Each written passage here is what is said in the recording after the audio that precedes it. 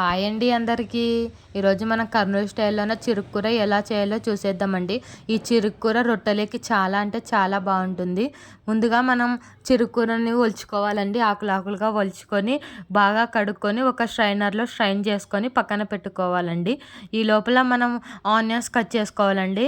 Onions ఎక్కువ తినే వాళ్ళు ఉంటే ఎక్కువ వేసుకోవచ్చు, లేదు అనుకుంటే తక్కువనే వేసుకోవచ్చు అండి. అలా ఆనియన్స్ అన్ని జంబోగా కట్ చేసుకొని పక్కన పెట్టుకుందాం. ఒక బాండీలో ఆయిల్ వేసి మనం ముందుగా తరుక్కున్న ఉల్లిగడ్డలు వేసి బాగా వేపాలండి. అందులోనే కొంచెం కరివేపాకు వేసి బాగా ఎర్రగా వేపేసి మనం ముందుగా కడిగి పెట్టుకున్న ఆకుని వేసి ఒకసారి బాగా హై ఫ్లేమ్లోన బాగా కలుపుకోవాలండి.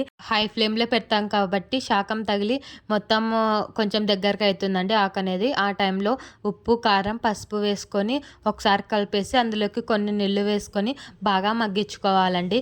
ఆకు అనేది మగ్గినాక కూర అనేది దగ్గరికి అయినాక వేడివేడిగా ఇది రొట్టెలేకైనా చపాతీలేకైనా సర్వ్ చేసుకుంటే చాలా అంటే చాలా బాగుంటుందండి. ఆకుకూరలు తినడం మన ఆరోగ్యానికి చాలా మంచిది కదండి. ఇలా ఒక్కసారి ట్రై చేయండి. Thanks for watching this video. Subscribe.